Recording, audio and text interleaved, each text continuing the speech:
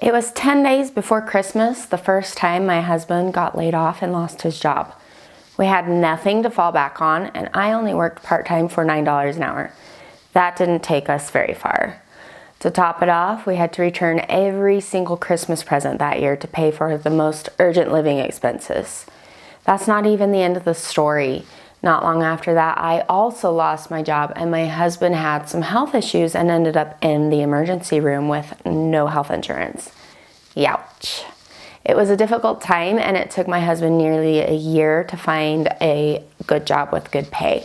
So he wasn't above flipping burgers until he could find a good job. Starting an emergency fund is so imperative for your finances. It literally is an urgent matter for you to get on as soon as possible to deflect some of the worst possible financial situations.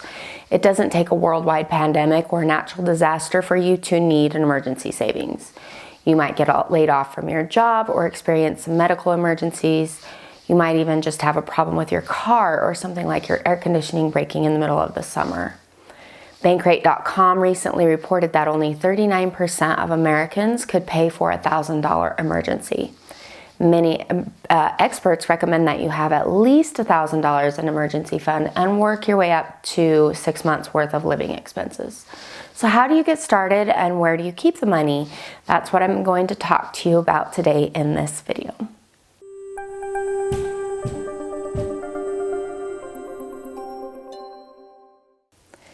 Here at Triggator, we're all about helping you keep track of your money, save for the future, and pay off debt fast.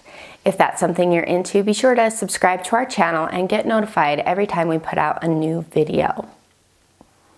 So, to get started on your emergency fund, you first need a goal. How much should you save? That depends on your living circumstances and how much you will need to make it through a financial challenge. If you're focused on paying off debt, you need to keep your focus there, but make sure you have at least $1,000 set aside to avoid emergency and also turning it into a financial hardship. You definitely don't want to be putting more on a credit card than is already necessary. When I was deep in debt, a lot of it came from medical expenses, trips to the ER, and emergency surgeries. So a lot of my debt could have been avoided with a proper emergency fund. $1,000 might not be enough to pay for a huge medical expense, but it's a great start and can help with copays and also car repairs or household repairs. It sucks when things happen, and it really sucks when you have to spend your emergency fund, but it's better to have it so that you don't cause any more problems than you need. My emergency fund was always $2,000 until I could save up for a few months worth of expenses. Once you're debt-free, you have a lot more income available to put into savings. Then if something more serious were to happen, like losing your job, which we've happened a couple of times, then you have a backup plan. So get at least $1,000 set aside right away. Set a deadline and get working on it. If you could save or earn an extra $84 a week, you could save $1,000 in 12 weeks. You could get this money by selling some things, maybe a garage sale, or sell some things on an online marketplace. You could temporarily pick up a side hustle like driving for DoorDash or a side job to earn extra money. You could also try a no-spend month challenge where you only spend money on the bare minimum essentials like housing and food and transportation. So you would freeze your unnecessary expenses and put everything you were spending now into a savings account.